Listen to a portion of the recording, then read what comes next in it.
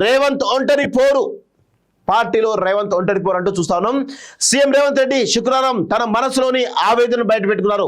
నిజానికి గత కొంతకాలంగా రేవంత్ సంతోషంగా లేరు. కాళ్ళు చేతులు కట్టేసి ఈదమన్నట్టుగా తన పరిస్థితి ఉందని ఆయన కొంతమంది వద్ద ఆవేదన కూడా వ్యక్తం చేస్తున్నారు. ప్రభుత్వాన్ని నడపడమే కాదు, ప్రభుత్వాన్ని కాపాడుకోవాల్సినటువంటి బాధ్యత కూడా రేవంత్ పైన ఉంటుంది. ఇందుకోసం ఆయనకు తగినంత స్వేచ్ఛ ఇచ్చి చూడాలి అంటూ చూస్తా ఉన్నాం. ప్రస్తుతానికి రేవంత్ రెడ్డి ఒంటరి పోరు చేస్తున్నారు. సో పార్టీ నాయకులు తనకు అండగా నిలవడం లేదని తన మనసు లోని ఆవేదన పరోక్షంగా బయటపెట్టారు. మంచి మాటను మైక్లో చెప్పాలి, చెడును చెవిలో చెప్పాలి అని గుర్తు చేయడం ద్వారా కాంగ్రెస్ లో ఏం జరుగుతుందో చెప్పకనే చెప్పారు. సీఎంగా తాను అనుకున్నట్టుగా పనిచేయలేకపోతున్న అసంతృప్తి తనకు ఉందని కూడా ఆయన కూడా తెలిపారు. ప్రభుత్వం ఎన్నో చేసినా వాటి గురించి మాట్లాడకుండా లోపాలను ఎత్తి చూపుతున్నారని ఆవేదన వ్యక్తం చేశారు. ఇక్కడ ప్రధానంగా కాంగ్రెస్ పార్టీలోని అంతర్గత విభేదాలు బయటికి వెళ్ళడం కావచ్చు, అదేవిధంగా అడ్మినిస్ట్రేటివ్ ఆఫీసర్స్ ఏ విధంగా ఈరోజు దారి చెప్తున్నారు ఆ విషయం కావచ్చు, అదేవిధంగా అనేక రకాలుగా మంత్రులు కానీ ఇటు కార్పొరేషన్ చైర్మన్లు కానీ ఎమ్మెల్యేలు కానీ కేవలం డబ్బు సంపాదనలో పడడం ద్వారా ఈరోజు ఈ తెలంగాణలో ఉన్నటువంటి పాలనను పక్కన పెట్టేసారు. సో అందుకే తెలంగాణలో కాంగ్రెస్ పార్టీ పరిపాలన పైన విపరీతమైనటువంటి నెగిటివ్ వస్తూ ఉంది. సో అంతో కొంత వాళ్ళు కాంగ్రెస్ పార్టీ చేసినటువంటి అనేకమైనటువంటి పనులు ఉన్నాయి. ఆ పనుల విషయంలో చాలా డెమోక్రటిక్ చర్చ కూడా జరుగుతూ ఉంది. ఇక దాని విషయంలో విపరీతమైన నెగిటివిటీ తీసుకొస్తా ఉన్నారు. సొంత పార్టీ కార్యకర్తల నాయకులే ఈరోజు ప్రభుత్వం పైన దుమ్మెత్తిపోస్తా ఉన్నారు. అంటే ఏ విధంగా పార్టీ పరిస్థితి ఉందో మనం అర్థం చేసుకోవాలి. ఇక్కడ గాంధీ భవన్లో జరిగినటువంటి పార్టీ విస్తృత స్థాయి సమావేశంలో తన ప్రభుత్వం తీసుకున్నటువంటి నిర్ణయాలను ఏకరువు పెట్టారు. అవన్నీ వింటున్నప్పుడు నిజంగా ఇన్ని నిర్ణయాలు తీసుకున్నారా అని ఆశ్చర్యం వేసింది. అయినా అనుభవం లేనందున ముఖ్యమంత్రిగా విఫలమవుతున్నారన్న ప్రచారమే పెరిగింది. ఈ ప్రచారమే అంతిమంగా కాంగ్రెస్ పార్టీకి కీడు చేస్తోంది. ప్రలోభాలకు లొంగని మీనాక్షి నటరాజన్ కాంగ్రెస్ రాష్ట్ర వ్యవహారాల ఇన్ఛార్జిగా వచ్చినందున పరిస్థితిలో మార్పు రావచ్చు. రాహుల్ గాంధీకి ఆమె నమ్మకమైనటువంటి వ్యక్తి కనుక మీనాక్షి ఇచ్చే నివేదికలకు విలువ ఉండవచ్చు. పనిలో పనిగా ప్రభుత్వంపై ప్రజాభిప్రాయం తెలుసుకోవడానికి నూతన ఇన్ఛార్జి ప్రయత్నించాలి. నిష్పక్షపాతంగా ముఖ్యమంత్రికి మార్గదర్శనం చేసే పార్టీ పరిస్థితి మెరుగుపడవచ్చు. మంత్రులపై రేవంత్ కు పట్టు లేదన్న అభిప్రాయం విస్తృతంగా ఉంది. ఈ అభిప్రాయాన్ని పోగొట్టేందుకు ఆమె కృషి చేయాలి. సీఎంకి పూర్తి స్వేచ్ఛ ఇచ్చినప్పుడే సమర్థులో కాదో స్పష్టమవుతుంది. కొన్ని శాఖల్లో జోక్యం చేసుకోకూడదని సీఎంపై ఆంక్షలు పెట్టడం ఏమిటి? కాంగ్రెస్ అధిష్టానం చేసిన అతిపెద్ద తప్పు అది అంటూ చూస్తా ఉన్నాం. సో సీఎం రేవంత్ రెడ్డి అసలు వాస్తవంగా చెప్పాలంటే సీఎం రేవంత్ రెడ్డి వల్లనే ఈరోజు కాంగ్రెస్ పార్టీ అధికారంలోకి వచ్చింది. తన యొక్క స్ట్రాటజీస్ వల్లనే, ఇక వేరే ఏది లేదు. ఈరోజు ఉత్తమ్ కుమార్ రెడ్డి కానీ, పొంగులేటి శ్రీనివాసరెడ్డి కానీ, ఇక మిగతా మంత్రులు ఎవరుతున్న కోమటిరెడ్డి లాంటి వాళ్ళు కానీ, పొన్నప్రభు లాంటి వాళ్ళు కానీ ఎవరు కూడా ఈరోజు సీఎం రేవంత్ రెడ్డి ఎవరైతున్నో తన స్ట్రాటజీస్ తోటి తెలంగాణలో కాంగ్రెస్ పార్టీ అధికారులు తీసుకోవడం జరిగింది. కానీ అధికారంలోకి వచ్చిన తర్వాత, అధికారం పంచుకున్న తర్వాత ఈరోజు రేవంత్ రెడ్డికి కాళ్ళల్లో కట్టెలు పెట్టి ఈరోజు ఆయన ముందు కదలకుండా చేసే పరిస్థితి కనబడతా ఉంది. ఏ శాఖలో కూడా తన యొక్క మార్కును ప్రదర్శించేటువంటి పరిస్థితి లేకుండా పోయింది. సో అలాంటి పరిస్థితులు ఉన్నాయి కాబట్టి ఈరోజు అధిష్టానం కూడా అదే పనిగా రేవంత్ రెడ్డి గారిని హెచ్చరిస్తూ ఉందని చెప్పేసి చాలా స్పష్టంగా తెలుస్తూ ఉంది. ఈ క్రమంలో పాలన ఏ విధంగా ముందుకు పోతుంది? ఈరోజు ప్రభుత్వం పైన ఇంత పెద్ద ఎత్తున విమర్శలు వస్తూ ఉంటే కనీసం పట్టించుకునే నాదుడే లేడు. ఏ మంత్రి పనిచేస్తూ ఉన్నాడు? ఏ మంత్రి కూడా పనిచేయట్లేదు, ఏ ఎమ్మెల్యే కూడా పనిచేయట్లేదు. సరిగా దోచుకున్నామా, దాచుకున్నామా, పోయినామా, ఈ 5 సంవత్సరాలు అదే పరిస్థితి కనబడతా ఉంది తప్ప వేరే కనబడతలేదు. చోటా మోటా నాయకులు కూడా రైలు ప్రయాణాలు మర్చిపోయిన ఈ రోజుల్లో ఢిల్లీ నుంచి హైదరాబాద్కు రైల్లో ప్రయాణించి మీనాక్షి నటరాజన్ అందరినీ ఆశ్చర్యపరిచారు. 5 స్టార్ హోటల్లో మాత్రమే బస చేయడం తెలిసిన గత ఇన్ఛార్జీలకు భిన్నంగా ఆమె ప్రభుత్వ అతిథి గృహంలో రోజుకు 50 రూపాయల అద్దె చెల్లించి బస చేస్తున్నారు. సన్మానాలు, బొకేలు, ఫ్లెక్సీల సంస్కృతి కూడా తన ఒంటికి పడదని ఆమె రాష్ట్ర నాయకుల ముఖం మీదే చెప్పారు. గాడి తప్పుతున్నటువంటి కాంగ్రెస్ ను మీనాక్షి గాడిలో పెట్టగలరన్న నమ్మకం కలుగుతోంది.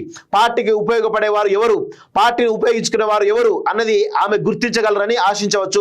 నిరాడంబరంగా ఉండటమే కాకుండా పార్టీ శ్రేయస్సు మాత్రమే మీనాక్షికి ముఖ్యమని స్పష్టమవుతున్నందున క్షేత్రస్థాయిలో వాస్తవ పరిస్థితులు ప్రతిబింబిస్తూ ఆమె అధిష్టానానికి నివేదికలు పంపుతారని నమ్మవచ్చు అంటూ చూస్తా ఉన్నాం.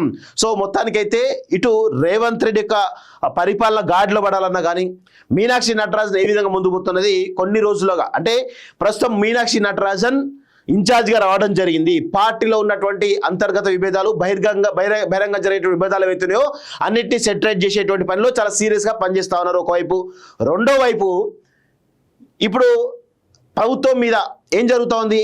అధికారుల నిర్లక్ష్య వైఖరి చాలా స్పష్టంగా కనబడుతుంది, బలంగా తెలుస్తూ ఉంది. ఈ క్రమంలో ఏప్రిల్ 30 నాడు అంటే వచ్చే నెల ఎవరు మన శాంతి కుమారి చీఫ్ సెక్రటరీ గారు రిటైర్ కాబోతున్నారు. సో ఆ క్రమంలో ఎవరు వస్తా ఉన్నారు ఆ చీఫ్ సెక్రటరీ పదవిలోకి, వారు నిజంగా ఒక ఎఫిషియెంట్ ఆఫీసర్ కనుక వస్తే, ఈ అధికారుల మీద కమాండ్ కనుక తెచ్చుకోగలిగితే ఖచ్చితంగా పాలన గాడిలో పడడానికి అవకాశం ఉంటుంది. ఇక ఏప్రిల్ తర్వాత కనుక 2-3 నెలలు కనుక పాలన గాడిలో పడలేదనుకోండి, ఖచ్చితంగా పరిస్థితులు వేరేలా ఉండడానికి అవకాశం ఉంటుంది.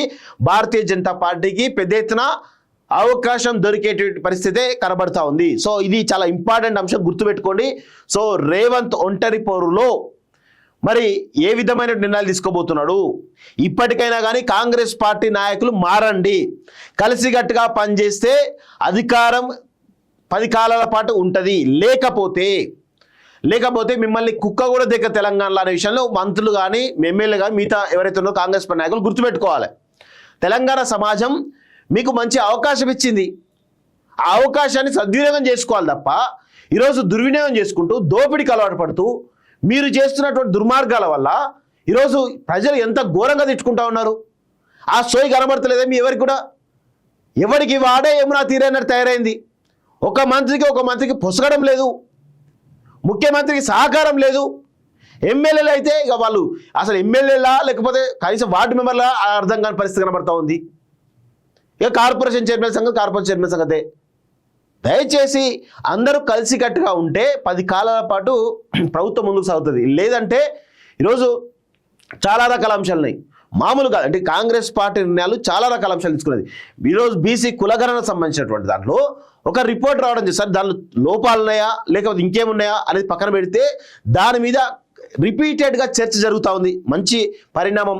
ఎస్సీ వర్గీకరణ జరుగుతూ ఉంది, ఫ్రీ బస్ ఉంది, రైతు భరోసా ఉంది, రైతు రుణమాఫీ చేయడం జరిగింది. సో ఇవన్నీ అంశాలు కూడా చాలా అంశాలు ఉన్నాయి.